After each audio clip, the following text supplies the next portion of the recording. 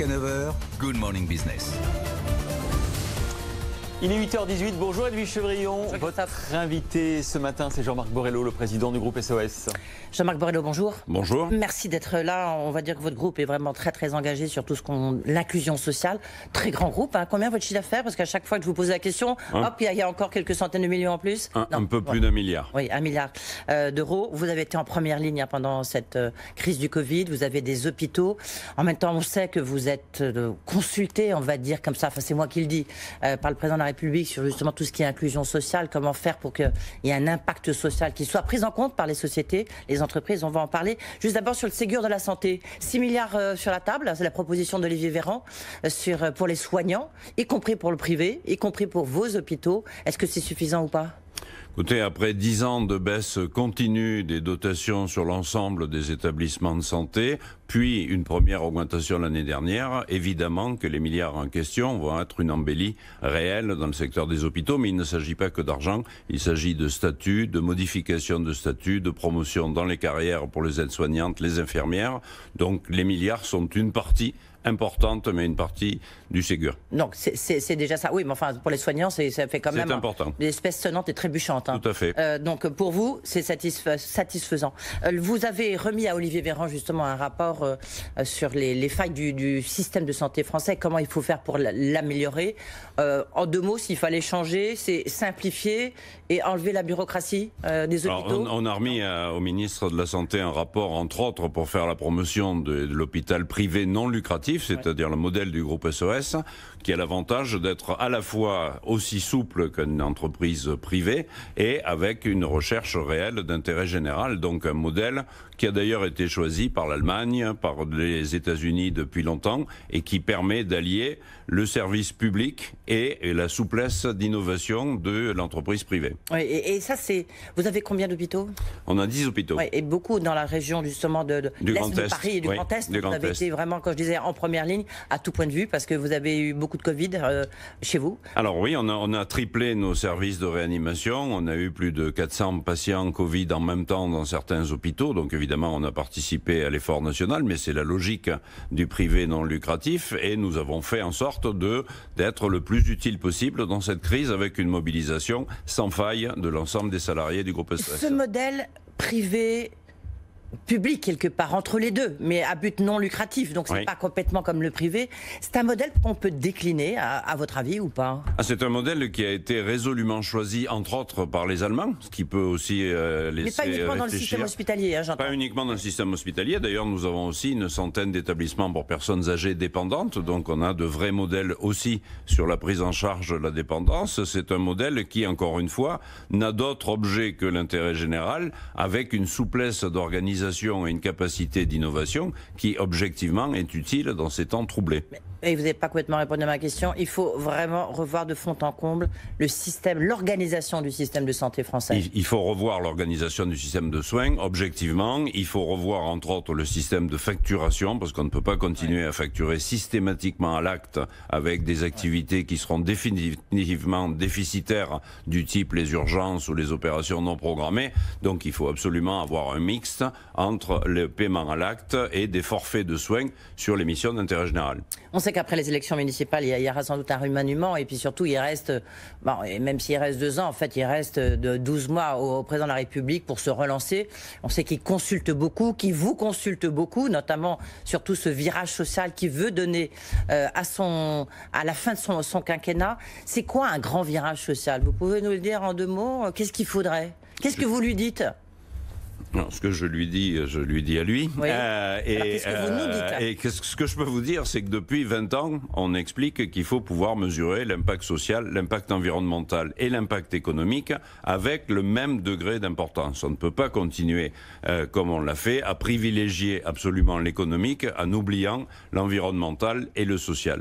Nos entreprises ont pour objet, ont pour fonction, et c'est le cas de toutes les entreprises sociales, de faire en sorte que ces 3 sujets soient traités également.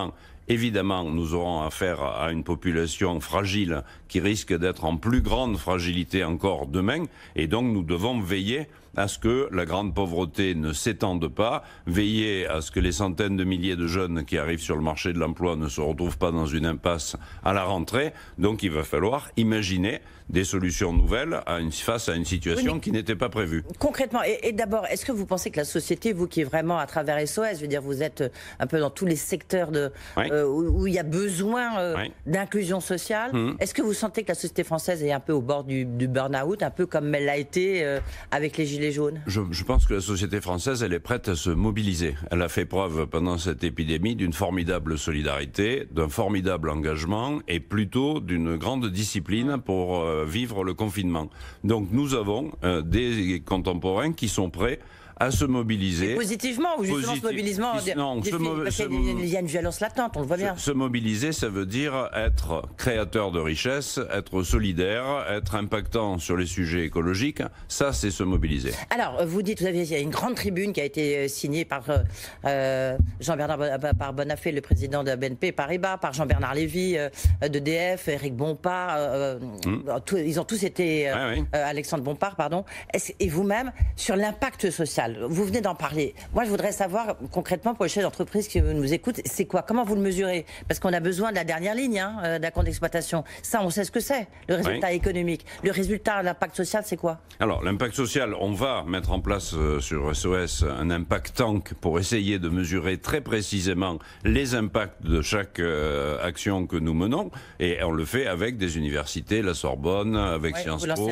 On lance un think tank sur la mesure de l'impact. Je crois que l'idée, c'est qu'il faut se demander aujourd'hui ce que chacun d'entre nous peut faire. Nous, en qualité d'entreprise, on a décidé d'une part de créer près de 1000 emplois supplémentaires dans nos différents dispositifs pour la rentrée, d'accueillir 1 millier de jeunes en apprentissage en alternance, d'accueillir un certain nombre d'entreprises en difficulté. Nous avons commencé cette semaine à accueillir des entreprises en difficulté, qu'elles soient associatives ou commerciales, pour leur éviter la faillite en les accueillant dans le groupe SOS avec un dispositif d'accueil et de soutien à des entreprises en difficulté qui veulent nous rejoindre. Donc la question, c'est plutôt qu'est-ce que chacun d'entre nous pouvons faire pour ce pays. Mais quand vous dites ça, Jean-Laurent Bonnafé, le patron de BNP, il vous répond quoi?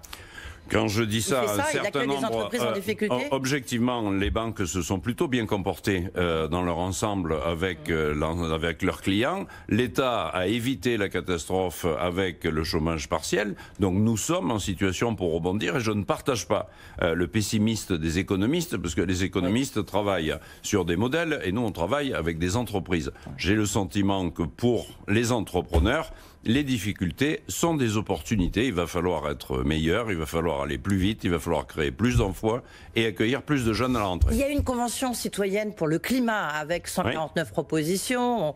Il y a des choses très positives. En tous les cas, il y a des citoyens qui ont travaillé. Est-ce qu'il faudrait une convention citoyenne pour l'inclusion sociale? Puisqu'il y a l'économie, l'environnement, on voit que ça bouge. Et puis vous, c'est plutôt l'inclusion sociale, l'impact social. Là, ça bouge pas beaucoup. Est-ce qu'il faudrait une convention citoyenne du même type? Nous sommes très engagés dans la transition écologique et donc évidemment nous suivons avec attention les résultats de la convention citoyenne. Évidemment que l'impact social de nos actions doit être mieux mesuré. Et d'ailleurs, un certain nombre de propositions ont été faites, entre autres celle de faire en sorte que, à la rentrée, aucun jeune ne soit sans solution.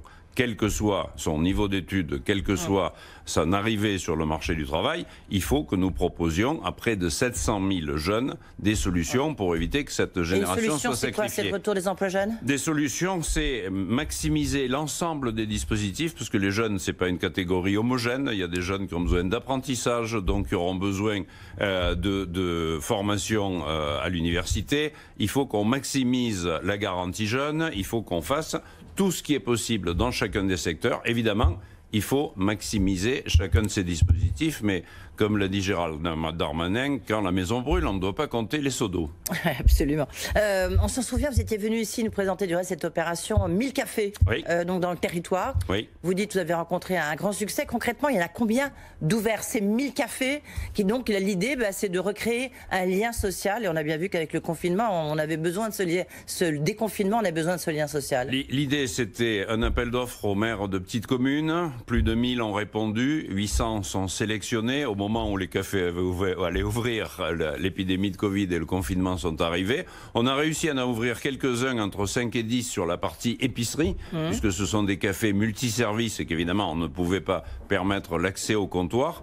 Plus d'une centaine seront sélectionnés avant la fin de l'année. On va en ouvrir au moins 50 et nous irons très facilement au bout des 1000 dans les quelques années à venir. Donc on va ramener de la vie dans ces villages et des services, parce que c'est aussi ça le monde d'après. Toute dernière question, lorsque vous voyez le bordel à Marseille, vous ne dites pas tiens j'aurais dû y aller? On vous a sollicité pour la campagne municipale de Marseille?